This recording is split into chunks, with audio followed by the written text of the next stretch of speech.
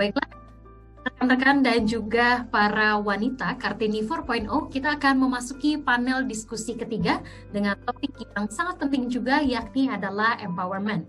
Kembali saya akan menyapa terlebih dahulu para narasumber, para wanita-wanita hebat dalam sesi ketiga ini, sebelum nantinya akan diperkenalkan lebih dalam oleh moderator. Saya ingin menyapa terlebih dahulu Ibu Dameria Munte, Kapus Diklat BSSN. Selamat siang, Ibu. Ya, selamat siang, Mbak Sasti. Baik Ibu, terima kasih. Dan tentunya kami juga ingin menyapa Ibu Rohika Kurniadi Sari, Asisten Deputi Pemenuhan Hak Anak atas Pengasuhan dan Lingkungan Kementerian Pemberdayaan Perempuan dan Perlindungan Anak Republik Indonesia. Selamat siang, makasih. Terima kasih Ibu. Dan juga kami menyapa Ibu Farida Dwi Cahyarini, Widya Iswara, Ahli Utama Kementerian Komunikasi dan Informatika Republik Indonesia. Selamat siang Ibu Farida. Selamat siang. Terima kasih Ibu. Dan tentunya saya ingin menyapa juga Mbak Ardanti Nurwidya, Senior Manager of Public Policy and Government Relations Gojek. Selamat siang Mbak Ardanti. Selamat siang. Baik hadirin, tentunya pada sesi ini juga akan dipandu oleh moderator Ibu Eva Nur, President and Managing Director PT Sinexis International. Untuk itu langsung saja saya serahkan kepada Ibu Eva. Silakan Ibu. Terima kasih Mbak Sasti. Selamat siang perempuan-perempuan hebat. Selamat siang untuk semuanya peserta webinar pada hari ini. Semoga tidak ada yang mengantuk ya. Ini jamnya udah jam kritis bulan puasa pula ya. Tapi kita tetap semangat. Ini kita mau dengar paparan dari perempuan-perempuan hebat. Nah ini saya juga jadi deg-degan juga nih jadi moderatornya ya. Mungkin kita mulai saja topik ketiga di mana temanya adalah empowerment. Assalamualaikum warahmatullahi wabarakatuh. Salam sejahtera untuk kita semua. Selamat siang, selamat datang kepada seluruh panelis dalam rangka virtual launching IWCS atau Indonesia Women in Cybersecurity. Langsung saja kita ke panelis pertama yaitu Ibu Dameria Munte, Kepala Pusdiklat BSSN. Nah ini saya tadi ngelihat videonya Ibu Dameria, waduh hebat sekali ya Bu ya. Nanti kita cerita nih Bu, tapi sebelumnya Ibu ada paparan mengenai Women Empowerment through Cybersecurity ya Bu ya. Silakan Bu, layar bisa di-share.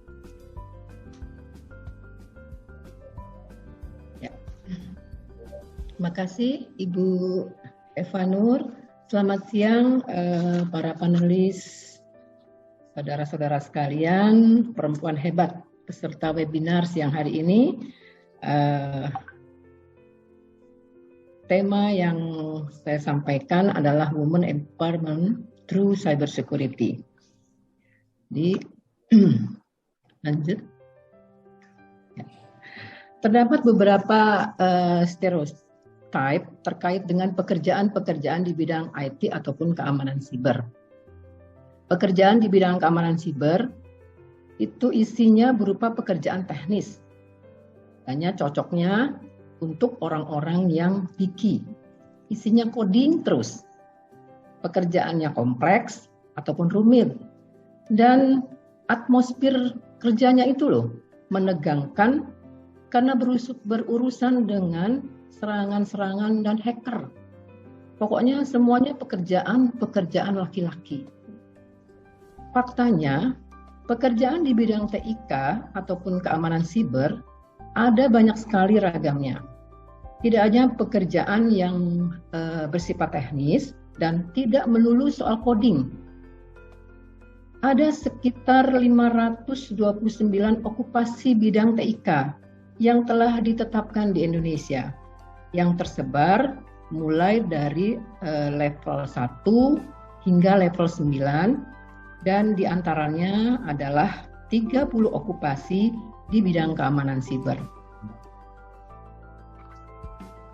Okupasi ataupun profesi yang ini adalah mencerminkan tahapan jenjang karir mulai dari clerical, operasional, teknis, analisis, manajerial, hingga di level strategis. Dan tentunya tidak hanya laki-laki saja yang bekerja di bidang ini. Menurut ISC Square tahun 2019 yang melakukan riset terkait dengan Women in Cybersecurity dan diperoleh simpulan bahwa secara global 24% profesional perempuan di bidang keamanan siber. Hingga bisa dibayangkan 76%-nya itu adalah didominasi oleh laki-laki. Dan jumlah ini sudah lebih baik karena sudah meningkat dari tahun 2017 yang tercatat hanya 11%. Dan ada fakta yang menarik dari laporan ini adalah di level-level strategis perbandingan antara perempuan dan laki-laki adalah 7:5. Artinya dari sudut pandang bisnis, perempuan dipandang memiliki hal yang diperlukan untuk menduduki level strategis tersebut. Dan kenapa kita membutuhkan peran perempuan di bidang keamanan siber? Ada satu hasil studi yang cukup menarik juga, bahwa suatu tim yang heterogen, masih di slide sebelumnya, Mas, ya, bahwa suatu tim yang heterogen itu dapat menghasilkan keputusan yang lebih baik dengan presentasi sekitar 73%. Dan keamanan siber itu kan merupakan juga kerja teamwork. Sehingga keberadaan perempuan dalam tim merupakan komponen yang penting. Perempuan juga dinilai memiliki keluasan dan intuisi yang dibutuhkan untuk memahami dan menangkap berbagai kemungkinan terkait dengan kerentanan dan serangan siber. Dan tentunya juga hal lain yang menjadi kekuatan perempuan di bidang ini adalah keluasan di dalam berkomunikasi. Dan peran ini sangat penting karena dapat menjembatani antara aspek teknis dan aspek strategis di bidang keamanan siber.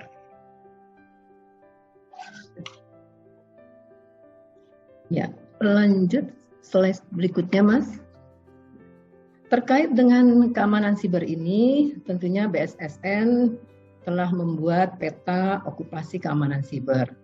Dan peta ini berisi okupasi-okupasi di bidang keamanan siber dengan berbagai manfaat.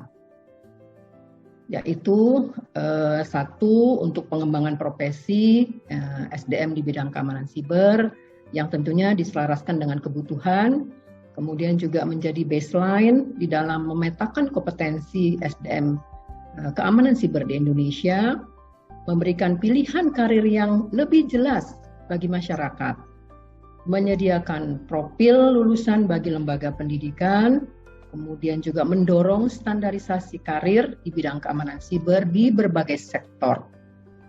Memudahkan dalam membuat skema sertifikasi. Dan yang pasti juga mempercepat penyusunan standar kompetensi kerja nasional Indonesia. Peta ini berisi beragam profesi dengan kemampuan dan keterampilan yang spesifik untuk seluruh aspek pengamanan di ranah siber. Di dalam peta ini sudah ada nama jabatan atau okupasi-okupasi yang umum digunakan di industri. Dan peta okupasi keamanan siber ini dibangun berdasarkan konsep persiapan organisasi di dalam menghadapi serangan siber. Kalau kita lihat di dalam peta ini, itu ada 3 kolom, jadi kolom before, kolom during, dan kolom after. Jadi ada okupasi-okupasi dalam before attack, kemudian juga okupasi di during attack, dan okupasi di after attack. Nah, kenapa di before attack itu okupasinya lebih banyak dibanding dari dua lainnya? Karena di before attack ini adalah di tahap-tahap dilakukannya perencanaan dan persiapan. Sementara di during attack adalah okupasi-okupasi yang dilakukan ataupun saat terjadi suatu serangan, dan kemudian di after attack itu okupasi-okupasi yang tentunya ini akan juga melakukan satu prosedur di dalam hal penanggulangan dan pemulihan dari serangan siber. Peta ini juga memetakan jabatan dalam kerangka kualifikasi nasional Indonesia, dan level KKNI-nya dimulai dari level 5 sampai dengan level 9. Dengan strata jabatan juga mengurangi rasa hormat Ibu, waktunya 8 menit ya Bu. Siap Ibu, dengan level 5 sampai 9, dan juga sudah dipetakan di sektor pemerintah dan sektor industri. Terdapat 30 okupasi di dalam peta ini, dan semuanya sudah dipetakan di dalam karir pet. Lanjut slide selanjutnya, slide terakhir Mas, di peta okupasinya. Di peta karir Mas, ada nggak peta karir?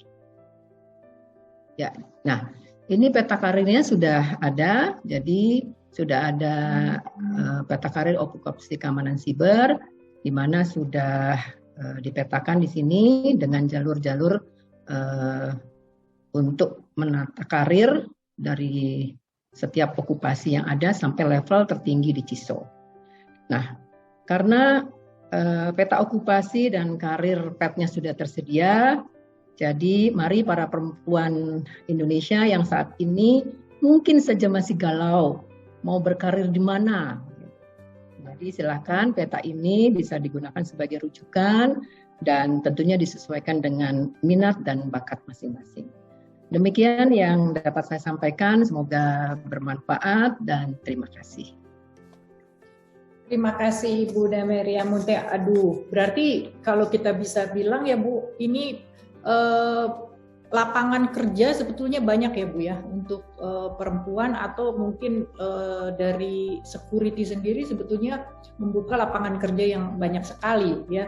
Jadi apalagi untuk perempuan nggak usah takut lagi nih kalau habis lulus bingung mau kerja kemana. Nah ini tadi Bu Dameria udah promosi nih, ini udah okupasinya sudah ada ya Bu ya.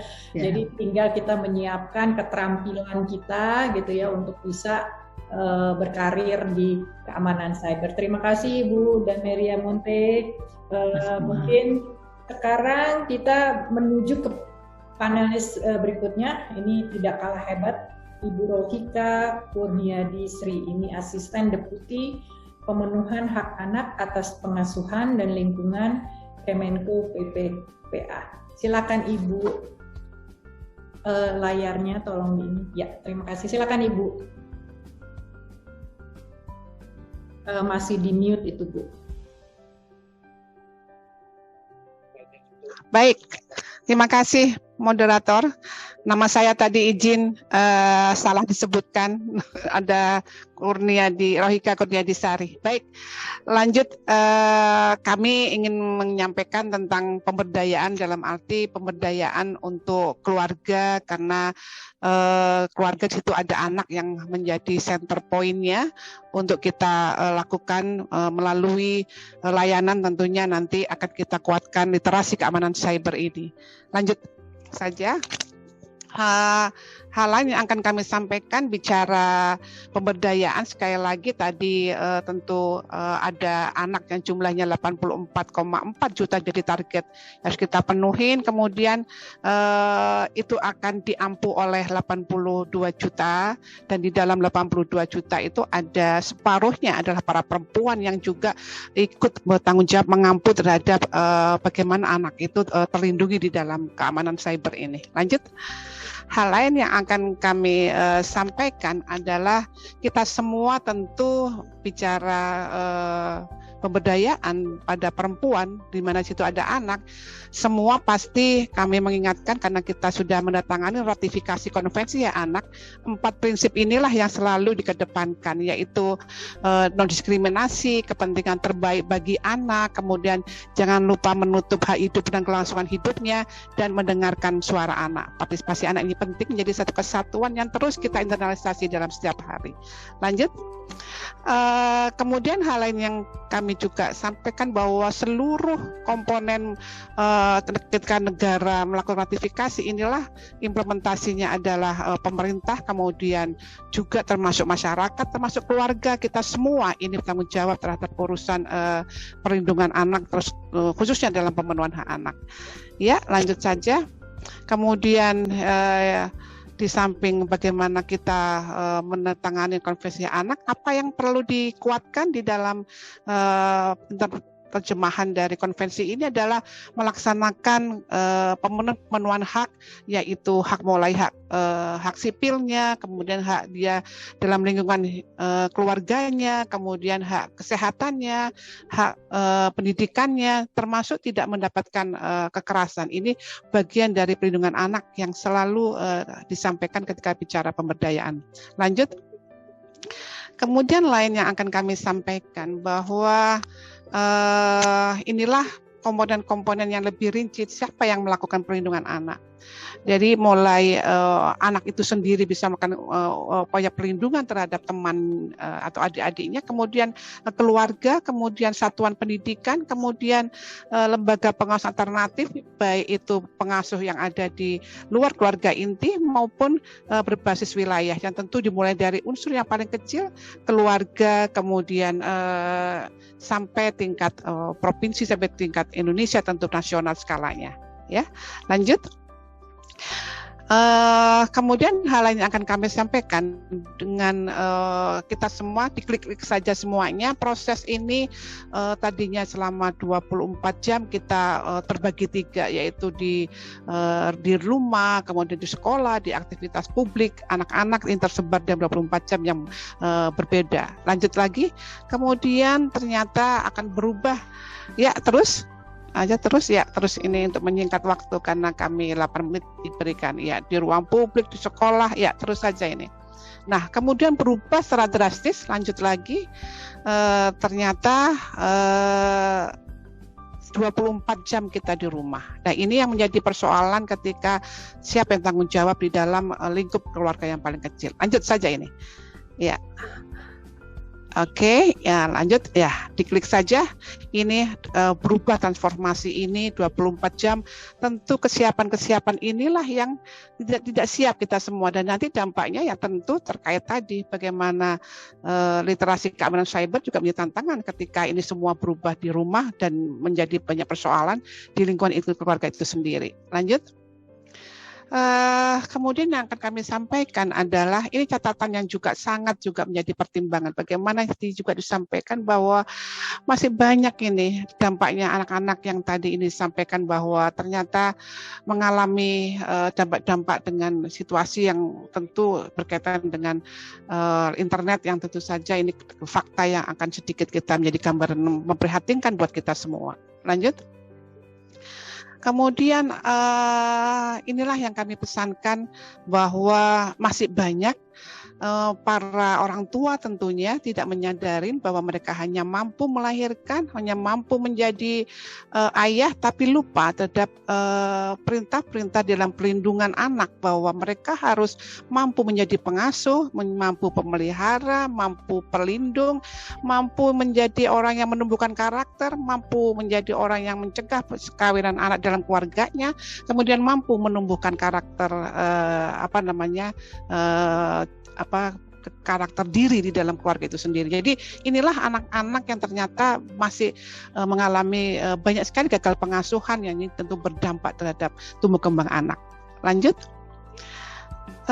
Hal lain yang juga akan kami sampaikan, Kementerian PPA mendapatkan arahan Presiden khusus memang terkait bagaimana peran ibu dan keluarga dalam pendidikan dan pengasuhan anak. Kenapa ibu dulu? Memang ibu adalah secara biologis dan secara tumbuh kembang mereka saat belum mandiri sangat dekat dengan ibunya. Jadi ini peran ibu dulu, baru keluarga akan tumbuh, diminta untuk juga mempengaruhi proses pendidikan dan pengasuhan.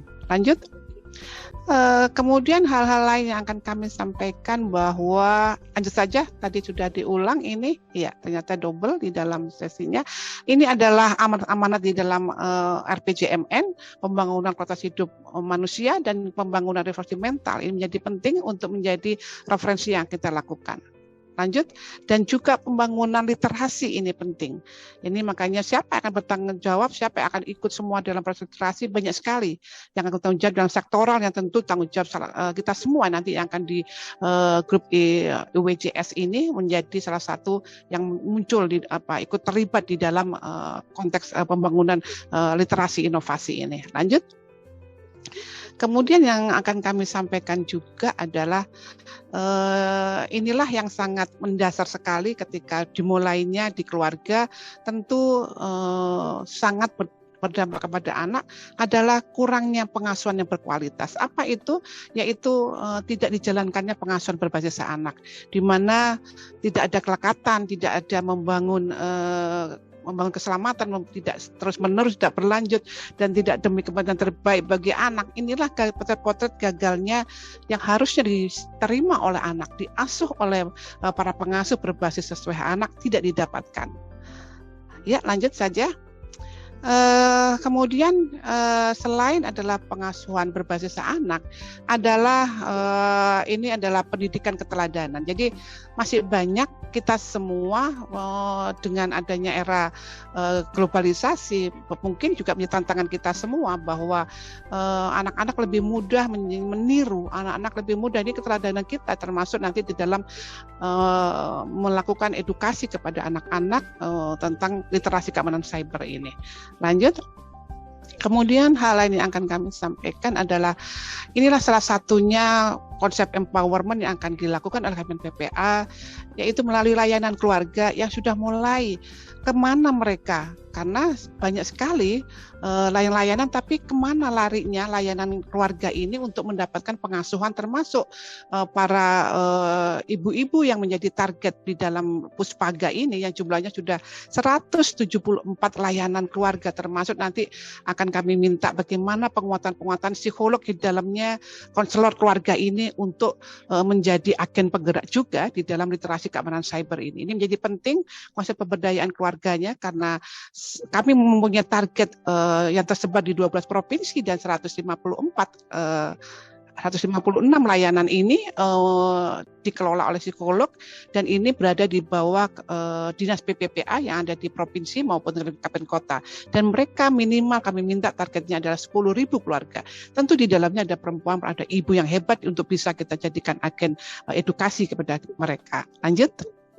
Kemudian hal lain yang akan kami sampaikan adalah ini sedikit saja, pasti semua bagaimana pengasuhan era digital ini tentulah kita mengedepankan lebih dengan anak. Lanjut saja, kemudian kita ajak dia menjadi mitra teman, kemudian kita juga perempuan itu sendiri, ibu sendiri yang harus punya kapasitas di dalam mengetahui mau tidak mau kesiapan untuk bisa dia menjadi role model dalam keluarga, mempunyai kapasitas yang mampu untuk mengurangi dampaknya cyber ini terhadap anak-anak mulai dari rumah di keluarga terdekat. Mungkin itu yang kami sampaikan di dalam konsep pemberdayaan. Tentu para perempuan hebat menjadi tulang punggungnya para keluarga ini di dalam pemenuhan hak anak maupun perlindungan anak. Terima kasih. Assalamualaikum warahmatullahi wabarakatuh. Waalaikumsalam warahmatullahi wabarakatuh. Terima kasih Ibu Rohika. Wah, ini lengkap, padat, dan semuanya ada informasinya. Ini bagus sekali, Bu. Tadi saya senang sekali begitu ada Ibu bilang 24 jam di rumah anak gitu. Jadi role model pertama itu adalah ibunya. Nah, ini betul sekali. Ya, itu saya setuju sekali Bu, karena apalagi dengan sekolah dari rumah atau daring ya Bu ya. Jadi akses anak terhadap sosial juga hanya di lingkup rumah saja. Jadi kalau kita sebagai ibu bisa lebih lagi memberi pengawasan ya Bu ya. Iya. Dan penguatan dari dalam keluarga itu sendiri. Ya, betul, setuju Bu. Terima kasih Bu Rohika. Sama-sama. Paparannya yang sangat informatif ini. Kemudian kita selanjutnya ke panelis berikutnya, yaitu Ibu Farida. Nah, Ibu Farida ini saya udah kenal lama sekali nih. Ibu Farida tuh pokoknya kalau udah ngomongin motivasi perempuan ini Ibu Farida ini. Silakan Ibu Farida.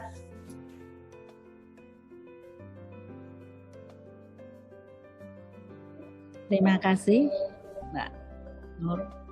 Terima kasih. Assalamualaikum warahmatullahi wabarakatuh. Next. Jadi kita akan melihat bahwa pendidikan manusia yang pertama-tama itu memang dari ibu. Jadi inilah ibu, dari surat Ibu Kartini ini kita lihat sudah zaman berapa 100 tahun lebih ya, tapi masih valid sampai sekarang.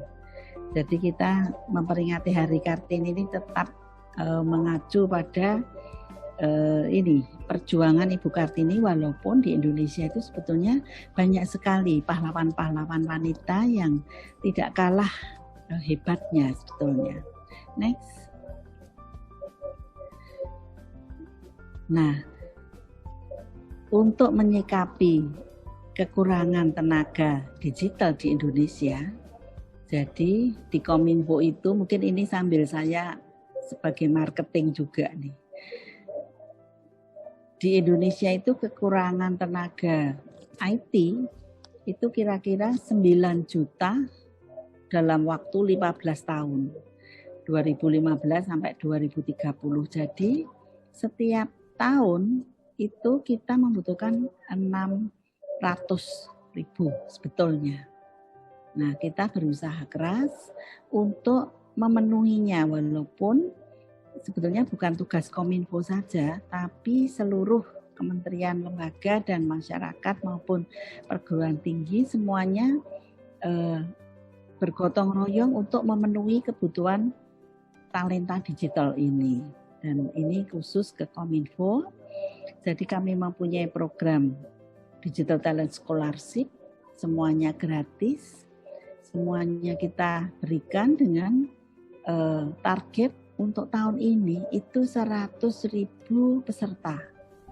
Mungkin kita lihat di dalamnya ini adalah empowerment untuk tenaga digital, termasuk di dalamnya adalah tenaga wanita maupun untuk cyber security.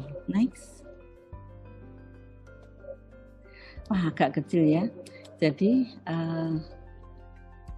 kita mulai program ini sejak tahun 2018 sampai sekarang, dan ini sudah menghasilkan, pertama-tamanya kita uji coba hanya 1.000. Kita menggandeng universitas-universitas negeri yang akreditasi A untuk ikut mendidik. Nah, kemudian makin lama ternyata Bapak Presiden menargetkan lebih banyak lagi kepada Menkominfo. Jadi tahun ini kita ditargetkan 100.000 peserta. Nah, ini mungkin nanti bisa di-share di grup apa saja yang diajarkan. Ternyata next Mbak ada ini yang apa saja. Nah, ini adalah tahap-tahap bagaimana Digital Talent Scholarship itu memberikan beasiswa kepada anak-anak bangsa, tidak juga hanya lulusan fresh graduate, tapi juga termasuk ibu-ibu rumah tangga. Jadi bisa diklik di webnya Kominfo, di situ terlihat bahwa kita itu akan mendidik antara lain ya, kita ada beberapa akademi untuk fresh graduate. Jadi kita lulusan S1 itu kita didik. Kemudian untuk lulusan SMK, SMA, madrasah itu juga kita didik. Ini selama pandemi online ya. Kemudian juga untuk profesional akademi kita berikan juga. Kemudian juga untuk buruh migran wanita kita berikan, kita kerjasama dengan UNSUD dan sebagainya. Banyak sekali, nanti kita lihat kedalamannya. Next. Nah, ini kami menyertakan berapa banyak macam pelatihan yang kita berikan kepada masyarakat atau anak-anak bangsa, dan tidak kalah pentingnya kita setiap tahun kita berikan pelatihan dengan ini cyber security selalu ada. Dan tahun ini, tahun 2021, next mungkin ada di setelah ini. Nah, ini pelatihan yang kita berikan khusus untuk cyber security, yaitu Akademi Pro-A itu profesional akademi bagi peserta yang sudah profesional. Kemudian juga untuk teman-teman anak adik-adik yang lulus dari fresh graduate academy, dari lulusan S1. Ini CCNA Cyber Security Operation. Nah, kami bekerja sama. Next, coba kerjasama kita itu dengan global teknologi, baik Google, Microsoft, Cisco, AWS, dan macam-macam, dan kira-kira 80 universitas di negeri ini. Jadi kita berkolaborasi, dan para dosen-dosen itu kita TOT-kan dulu, kemudian langsung memberi materi kepada teman-teman atau anak-anak bangsa ini yang tahun ini adalah 100.000 peserta. Tahun lalu kita ditargetkan 60.000, tapi kita bisa mencapai 62.000 peserta. Next. Nah, selain kita memberi pelatihan itu, kita pikirkan after sales-nya. Jadi kita akan berikan assessment untuk profiling mereka, soft skill, karena apa? Ternyata mereka sangat-sangat pintar. Tapi untuk personal brandingnya atau soft skill-nya itu masih agak kurang. Jadi kita berikan mereka personal branding, bagaimana bisa berkomunikasi dengan baik, bagaimana bisa membuat lamaran kerja yang baik, karena menulis about me itu mereka kesulitan, walaupun anak-anak itu sangat pandai di bidang IT misalnya. Juga pengembangan kompetensi bahasa Inggris, walaupun secara online, tapi kita tetap berikan gratis gitu. Jadi ini adalah empowerment untuk anak-anak bangsa, di mana ini untuk memenuhi nantinya talent-talent ini akan memenuhi kebutuhan industri yang sangat banyak. Next.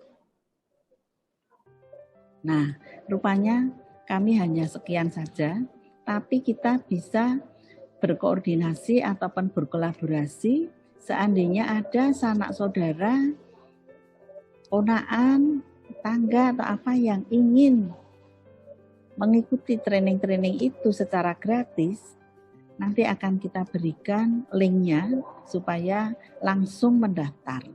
Demikian, wassalamualaikum warahmatullahi wabarakatuh. Waalaikumsalam warahmatullahi wabarakatuh. Terima kasih Ibu Farida. Nah, ini untuk semua yang peserta atau mungkin nanti yang di YouTube. Nah, ini Kominfo buka banyak ya Bu ya, untuk beasiswa dan pendidikan. Jadi silahkan mendaftar. Linknya nanti kita berikan. Terima kasih Ibu Farida. Ini informasinya sangat penting untuk generasi muda kita Bu yang haus akan ilmu gitu ya, dan untuk keamanan siber juga kita harus terus belajar gitu, dan kebutuhan talent juga semakin banyak. Jadi untuk program-program yang dibuat oleh Kominfo atau BSSN, kita harapkan ini mempercepat jumlah SDM keamanan cyber kita.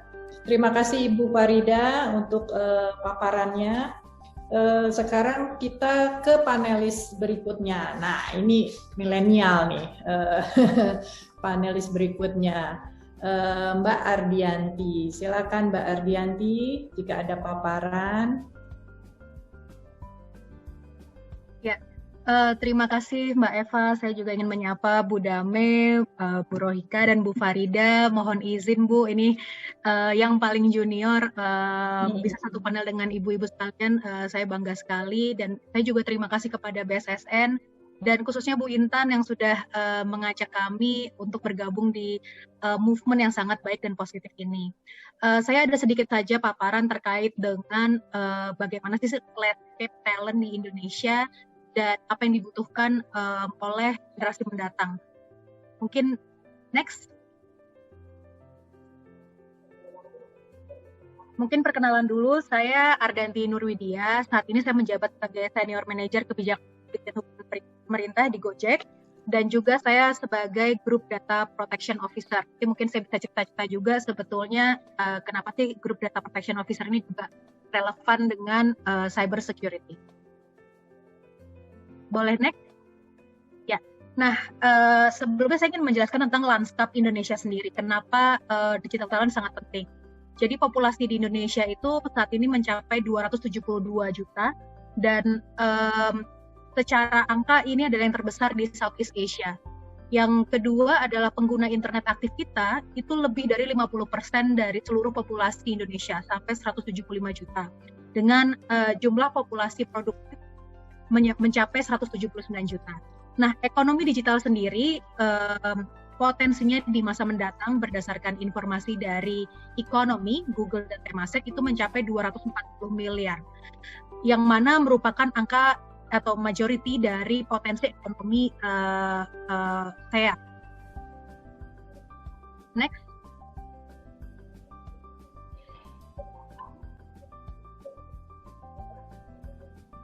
Nah, tapi partisipasi perempuan dalam STEM itu belum mencukupi. Kalau kita bicara tentang digital talent, memang mayoritas tuh orang mengkaitkannya dengan STEM, yaitu adalah orang-orang yang menekuni bidang-bidang fisika, matematika, kimia, biologi, dan farmasi. Nah, di Indonesia berdasarkan informasi dari Kata Data dan Microsoft, kita melihat bahwa masih banyak laki-laki yang mendominasi bidang-bidang STEM. Contohnya adalah di bidang fisika 60% adalah laki-laki, matematika 42% laki-laki, tetapi sudah mulai maju dengan 57% dengan perempuan. Dan kenapa hal ini menarik? Hal ini menarik karena sebetulnya di Indonesia ini populasinya sekarang sedang lebih banyak perempuan gitu, tetapi komposisi dari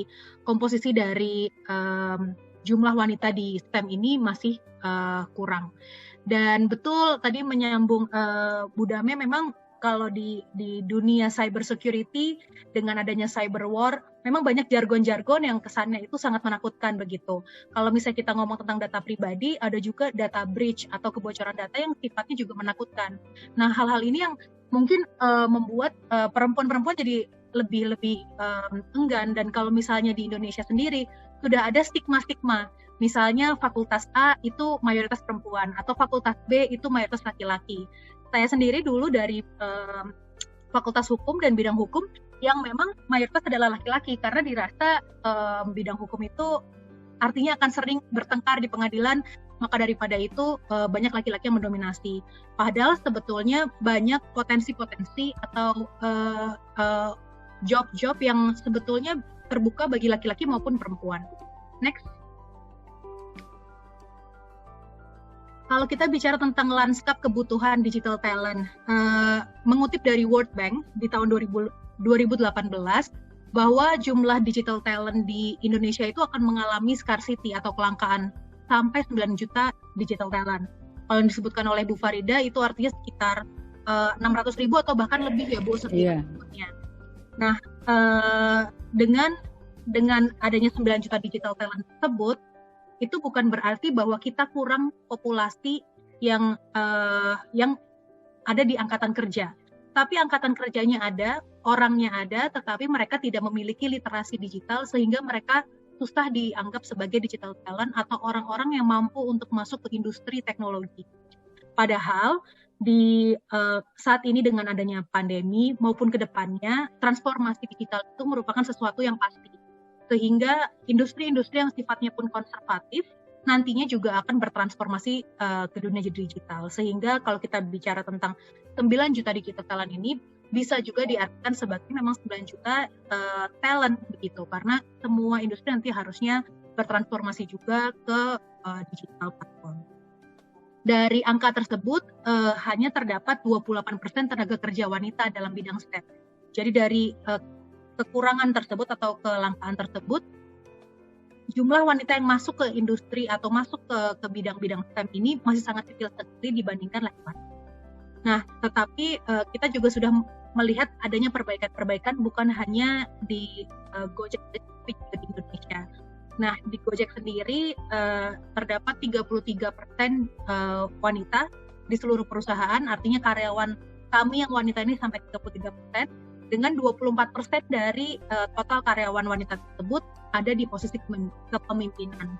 Nah, kalau boleh mencontohkan, misalnya Direktur Kebijakan Publik kami adalah perempuan, Direktur dari GoFood adalah perempuan, dan itu terlihat juga betapa pentingnya posisi perempuan di situ, karena perempuan ini akan memakai perspektif perempuan untuk membuat inisiatif-inisiatif atau inovasi-inovasi yang cocok untuk perempuan. Kalau kita lihat di GoFood, dengan inisiasinya selama pandemi, mereka membuat siap masak, itu adalah perspektif dari perempuan. Di pandemi ini mereka melihat bahwa sebetulnya perempuan-perempuan yang tadi suka jajan di luar atau melakukan pekerjaan di luar rumah, mereka lebih senang di rumah bersama keluarga dan melakukan kegiatan-kegiatan aktivitas di rumah, sehingga mereka cenderung membeli makanan di GoFood lebih banyak porsinya. Daripada kita membuat satuan, maka kita menyiapkan siap masak. Nah, hal-hal seperti ini adalah betapa pentingnya perspektif perempuan di posisi-posisi dalam pengambilan kebijakan. Next. Ya, kalau kita bicara tentang Gojek atau bagaimana sih sebetulnya inisiatif Gojek untuk membantu pemerintah untuk melatih Indonesian Tech Industry untuk mempersiapkan talent-talent digital. Nah, kita punya yang namanya Go Academy yang kita sudah mulai di 2017. Tujuan dari Go Academy ini adalah untuk melatih fresh graduate untuk bisa masuk ke pasar. Next. Jadi kita melihat bahwa fresh graduate ini sedikit memiliki gap untuk masuk ke dalam pasar atau ke dalam industri. Apalagi kalau kita bicara tentang startup, pace-nya itu sangat cepat sekali. Kadang tidak ada waktu bagi karyawan-karyawan yang ada untuk secara continue dan sustainable melatih teman-teman yang baru keluar dari universitas ini untuk bisa masuk ke dalam lapangan pekerjaan. Jadi bisa langsung menggunakan berbagai macam tools, berbagai macam sistem, dan bagaimana cara membuat presentasi dan lain-lain. Maka di program ini kami membuat suatu program yang continue dan sustainable untuk melatih fresh graduate di bidang teknologi dan juga non-teknologi supaya mereka itu bisa masuk ke dalam pasar. Orang-orang yang terpilih untuk masuk ke Go Academy ini akan dilatih dan dievaluasi selama 3 bulan supaya mereka bisa menjadi karyawan Gojek. Nah, sebetulnya apa sih yang dilatih di sini dan kenapa ini beda? Jadi kalau Go Academy itu kita melatih tentang cara bekerja, bukan lagi tentang materi. Jadi mereka diajarkan untuk membuat presentasi, bagaimana untuk menyampaikan ide, bagaimana untuk public speaking, bagaimana supaya informasi yang mereka peroleh itu bisa tersalurkan ke orang-orang lainnya. Dan orang yang lain itu bisa menerima dengan utuh. Nah, itu adalah skill-skill yang diperlukan untuk bisa masuk ke dalam dunia teknologi atau masuk ke dalam lapangan pekerjaan. Nah, di sini kita juga memiliki berbagai macam program dari upscale, kolaborasi dengan berbagai komunitas di universitas, student academy, student summit, ada juga yang sifatnya magang untuk summer dan winter untuk bisa menggapai teman-teman yang lulus kuliah ini, orang-orang yang berprestasi ini, supaya mereka bisa lebih bermanfaat untuk industri secara keseluruhan. Next. Nah, di sini kami bekerja sama juga dengan berbagai komunitas dan universitas, ada Universitas Indonesia, ada Bina Nusantara, Institut Teknologi Bandung dengan Universitas Gadjah Mada. Jadi kalau di sini, ini untuk teknologi sangat spesifik sekali. Jadi mereka mengcover clean code, TDD, design pattern, microservices, refactoring, dan lain-lain yang memang dipakai sehari-harinya untuk orang-orang Gojek dalam menyiapkan atau membuat layanan dan sertifikat. Nah, tetapi sebetulnya untuk masuk Gojek atau untuk masuk perusahaan-perusahaan teknologi itu nggak harus berlatar belakang STEM atau berlatar belakang teknologi. Jadi ini mungkin juga penting untuk merubah perspektif bahwa siapapun itu mereka bisa mendapatkan karir dan mendapatkan peluang pekerjaan di perusahaan teknologi meskipun mereka bukan dari IT ataupun tech. Saya sendiri lulusan hukum, tetapi masuk Gojek sebagai Group Data Protection Officer, yaitu orang-orang yang menjaga tata kelola pelindungan data pribadi di perusahaan sebesar Gojek dengan berbagai entitasnya.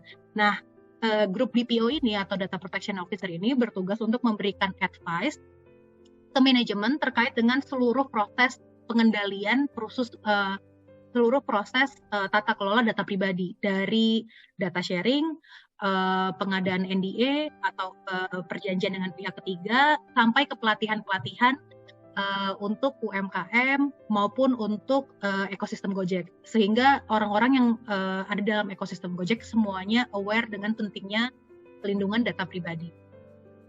Next.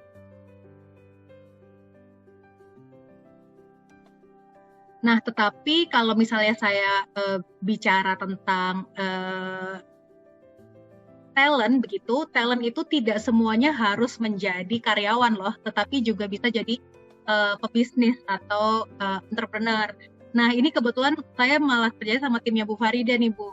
Jadi ini adalah Digital Talent Scholarship yang kita jalankan dengan Kominfo. Waktu itu kita melakukan pelatihan untuk dasar-dasar kewirausahaan dan digital marketing. Dari data yang kami peroleh di tahun 2020, lebih dari 25% orang-orang yang mengikuti pelatihan ini sebetulnya belum punya usaha. Jadi mereka ikut pelatihannya dulu, baru mereka pikirkan nih usahanya apa sih yang cocok untuk masuk ke platform digital. Nah, kami harapkan setelah event ini pun kita bisa bekerja sama bukan hanya dengan Kominfo dan BSSN, tetapi dengan berbagai macam kementerian. Next. Nah, mungkin di Hari Kartini ini saya izin untuk meng-quote dari Kartininya orang luar begitu, karena kalau Kartini kita biasa bicara tentang akses ke edukasi, tetapi untuk sekarang juga penting bagaimana untuk orang-orang yang edukasi ini memiliki akses untuk berada di leadership position atau orang-orang yang mengambil keputusan. Jadi women belong in all places where decisions are being made. It shouldn't be that women are the exception. Jadi untuk teman-teman semua, saya harap bisa berkecimpung lagi dan menjadi orang yang berprestasi di bidangnya masing-masing, tidak harus STEM, dan Gojek menerima semua latar belakang selama emang orang-orang yang passionate di bidang teknologi. Sekian dan terima kasih. Wow, ini sangat inspiratif sekali. Waktunya kayaknya kurang ya untuk panelis kita semua ini. Kalau 8 menit mesti 1 jam nih. Lain kali kita buat lebih panjang lagi. Terima kasih untuk Mbak Ardanti, sangat inspiratif. Jadi kalau kita tadi bisa lihat ya bahwa Mbak Ardanti ini bukan lulusan dari STEM, tapi justru dari Fakultas Hukum ya, dan sekarang berkarir justru mengelola di data privacy ya. Jadi sebetulnya keamanan siber itu tidak melulu harus dari teknologi gitu, dari lulusan IT, bisa dari berbagai macam jurusan. Karena apa? Karena yang namanya information assurance itu aspeknya banyak sekali gitu ya. Tata kelola, ada compliance gitu kan. Jadi jangan takut kalau ada yang merasa wah saya salah jurusan nih gitu. Jadi tidak juga gitu ya, masih bisa, buktinya ada bukti nih Mbak Ardanti bisa bekerja di Gojek gitu kan, unicorn. Nah ini sangat menarik sekali panelis kita hari ini. Saya coba untuk buat garis atau benang merahnya ya. Jadi untuk mahasiswi atau mahasiswa profesional, banyak peluang pekerjaan yang ada di keamanan siber. Kita bisa lihat peta okupasi sudah dibuat oleh BSSN, terus kemudian akses pendidikan yang banyak dari Kominfo dan BSSN juga, dan juga peran ibu-ibu sebagai perempuan sangatlah penting di keluarga, karena jadilah role model untuk keluarga terlebih dahulu sebelum jadi role model untuk orang lain. Dan yang terakhir nih untuk generasi muda, kalau merasa wah kesempatan untuk kita tidak ada, pekerjaan untuk kita nantinya susah, salah sekali. Jadi bisa dilihat kesempatan terbuka lebar, untuk sekolah juga banyak yang gratis ini kalau kita bisa lihat dari program-programnya. Jadi tidak ada alasan lagi untuk tidak maju gitu ya. Jadi untuk semua perempuan, anak perempuan, generasi muda, ini adalah kesempatan kita untuk bisa berkarya untuk Indonesia. Demikian sesi topik hari ini, semoga bermanfaat. Wassalamualaikum warahmatullahi wabarakatuh.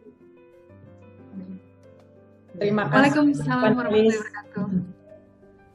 Ya, terima kasih Ibu Eva Nur selaku moderator untuk panel diskusi sesi ketiga, dan tentunya kami ucapkan terima kasih pula kepada seluruh panelis.